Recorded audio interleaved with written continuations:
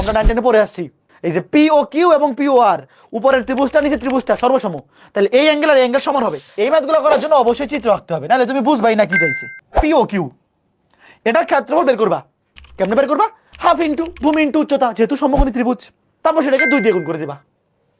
নির্দিষ্ট বিন্দু পি -3,1, এই নির্দিষ্ট বিন্দু পি, এই পি বিন্দু হতে দেখো কি বলছে, এই বৃত্তে অঙ্কিত পি কিউ এবং পি আর, এই স্পর্শক দুইটার স্পর্শ বিন্দু হচ্ছে কিউ এবং আর। আগের ম্যাথটাই হুবহু। দেখো কিউ এবং আর এই দুটো হচ্ছে স্পর্শ বিন্দু। তোমাকে বলছে কিউ আর জাটি উক্ত বৃত্তের কেন্দ্রে, ও আচ্ছা একটু পার্থক্য আছে।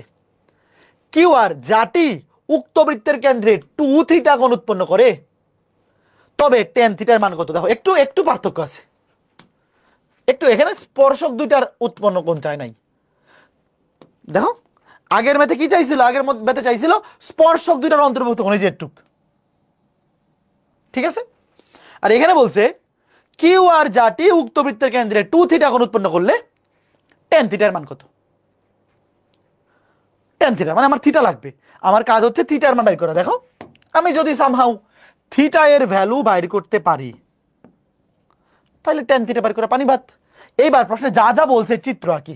এই ম্যাথগুলো করার জন্য অবশ্যই চিত্র আঁকতে হবে, নাহলে তুমি বুঝবাই না কি চাইছে। ধরো এই যে একটা বিন্দু পি -3,1, এই বিন্দু থেকে এই বৃত্তে অঙ্কিত দুইটা স্পর্শক পি কিউ এবং পি আর।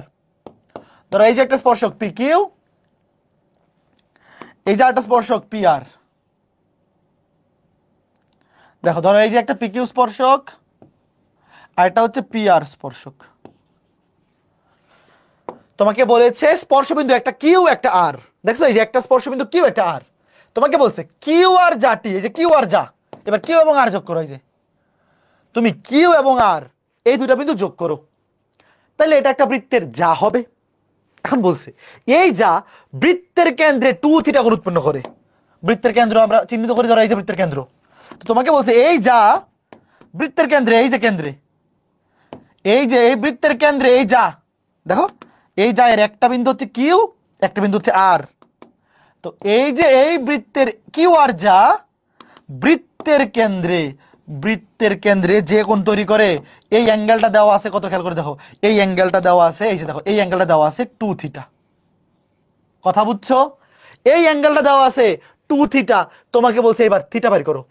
তুমি চিন্তা করো যে প্রশ্নে চাইছে শুধু থিটা। বলো এই অ্যাঙ্গেলটা 2 থিটা, আগে বুঝছো কে কে? বলো এই যে আগে বলো কে কে বুঝছো। দেখো ছোট্ট বন্ধুরা শোনো, এই যে কিউ এবং আর এটা যা, এই যা বৃত্তের কেন্দ্রে উৎপন্ন করে কোন অ্যাঙ্গেলটা? এই যে অ্যাঙ্গেলটাই। দেখো ধরো এই যে যা, তুমি এই যা এর সাথে কেন্দ্রটা যোগ করবা, কিউ এর সাথে কেন্দ্র যোগ করবা। ধরো কেন্দ্র হচ্ছে ও, ও কেন্দ্রের স্থানাঙ্ক কত? 3,4। কেন্দ্রের স্থানাঙ্ক 3,4। আর ব্যাসার্ধ কত? ধরো কেন্দ্র ব্যাসার্ধ বাইর করে রাখি। ব্যাসার্ধ √, 3 কেসে হলে 9, 4 কেসে হলে 16, 16 মাইনাস হচ্ছে +16, তাহলে 16 16 32। দেখো 16, এই যে এটা হচ্ছে 3 কেসে হলে 9, 16 16 9 25, 25 আর মাইনাস হচ্ছে +16 41, √41। তাহলে এই যে ব্যাসার্ধ হচ্ছে √41। দেখো ব্যাসার্ধ √41। আচ্ছা এবার আমাকে বলো, তোমাকে বলছে এই যা কেন্দ্রে উৎপন্ন করে 2 থিটা কোণ, রাইট? এইবার সিমিলার কনসেপ্ট দেখো, তুমি যদি এইটা যোগ করো, তাহলে মনে আছে তোমার একটু আগে বলছিলাম যেহেতু উপরের ত্রিভুজটা নিচে ত্রিভুজটা সর্বসম হবে, এই জন্য এই দুইটা অ্যাঙ্গেল ছিল সমান। ঠিক একইভাবে এখানেও এই দুটো অ্যাঙ্গেল সমান হবে। আগে আগে বুঝছো? একটু শোনো, খালি শোনো। দেখো যেহেতু উপরে ত্রিভুজটা এবং নিচে ত্রিভুজটা সর্বসম, তাহলে টোটাল অ্যাঙ্গেলটা এই পুরো অ্যাঙ্গেলটা 2 থিটা হইলে এতটুকু হবে থিটা, আবার নিচের টুকু হবে থিটা। কে কে বুঝছো বলো? একটু কে কে বুঝছো একটু বলো ছোট্ট বন্ধুরা। টোটাল কেন্দ্রে উৎপন্ন কোণ, এই যে কিউ আর যা এর টোটাল কেন্দ্রে উৎপন্ন কোণ হচ্ছে 2 থিটা। তাহলে যেহেতু উপরে ত্রিভুজটা আর নিচে ত্রিভুজটা সর্বসম, আমরা 9 10 পড়ে আসছি, এই যে পি ও কিউ এবং পি ও আর, উপরের ত্রিভুজটা নিচে ত্রিভুজটা সর্বসম, তাহলে এই অ্যাঙ্গেল আর অ্যাঙ্গেল সমান হবে। তাহলে আমি যদি জাস্ট এখানে একটা অ্যাঙ্গেল, এই যে ধরো এটা বাইর করতে পারি, দেখো এই যে এই কোণটা থিটা, এটার সাপেক্ষে tan থিটার মান বের করতে পারলেই হবে। এবার আমাকে বলো এটাও তো সমকোণী ত্রিভুজ, এই যে এখানে সমকোণ, স্পর্শক এবং ব্যাসার্ধ রেখা এরা পরস্পর কি লম্ব, তাহলে আমাকে বলো তো tan থিটা কি হবে এখান থেকে? আলাদা করে আমার থিটা লাগবেই না, আমি ডিরেক্ট tan থিটা বের করে ফেলো। দেখো টেরা লম্বা ভূত, টেরা লম্বা ভূত, এই থিটা কোণের সাপেক্ষে লম্ব হবে পি কিউ। দেখো তুমি যেই কোণের সাপেক্ষে বের করতেছো তার অপোজিট বাহুটাকে বলে লম্ব, তো লম্ব হবে পি কিউ। আর ভূমি হবে কোনটা? ভূমি হবে এই যে ও কিউ। শেষ। আগে বলে একটু কে কে বুঝছো দেখো ভাইয়ারা, সমকোণের বিপরীত বাহুকে বলে অতিভুজ, এটা অতিভুজ। আর তুমি যেই কোণের সাপেক্ষে বের করতেছো তার বিপরীত বাহুকে বলে লম্ব এবং সংলগ্ন বাহুকে বলে ভূমি। তাহলে এখানে ও কিউ, দেখো ও কিউ তো বাইর করাই আছে ব্যাসার্ধ, বৃত্তের কেন্দ্র থেকে ও কিউ, দেখো ও কিউ কত? ও কিউ হচ্ছে বৃত্তের ব্যাসার্ধ √41। শুধুমাত্র পি কিউ বাইর করতে পারলেই কাজ শেষ। কে কে বুঝছো? তো পি কিউ কি জিনিস? পি কিউ তো আবার একই জিনিস, এই বিন্দু থেকে এই বৃত্তে অঙ্কিত স্পর্শকের দৈর্ঘ্য। তো স্পর্শকের দৈর্ঘ্য কেমন বের করবা? নিচে √, দেখো √, এই বিন্দু দিয়ে এই বৃত্তের বাম পক্ষকে সিদ্ধ করে দেবা।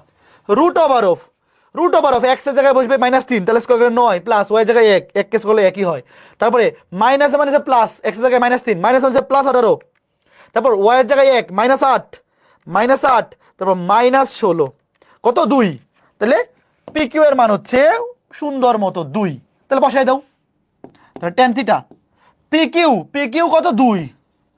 আর ও কিউ কত? ও কিউ হচ্ছে √41, ও কিউ হচ্ছে √41। শেষ। বলো তো কে কে বুঝছো এই চমৎকার ম্যাথটা? এইরকম কনসেপচুয়াল ম্যাথ অ্যাডমিশন টেস্টের জন্য খুবই ইম্পর্টেন্ট, একাডেমিকে অত বেশি আসে না। তোমরা দেখবা ছোট্ট বন্ধুরা, বৃত্তের 4.2 থেকে বোর্ডে আসা টাইপগুলো সব 8 নাম্বার ক্লাসে শেষ হয়ে গেছে। তোমরা কি দেখছো? একবার বই উল্টায় দেখছো?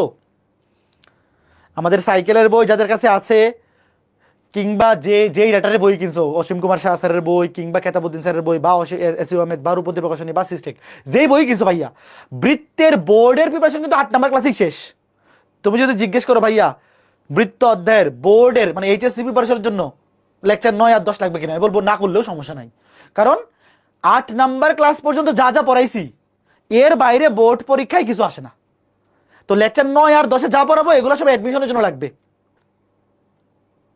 আজকে ক্লাসে যা পড়াচ্ছি সব অ্যাডমিশনের জন্য লাগবে, এবং মেগা এক্সামের আগে আরেকটা ক্লাস নিব, ওখানেও আরো কিছু স্পেশাল ম্যাথ দেখাবো যেগুলো একাডেমিকে লাগবে না।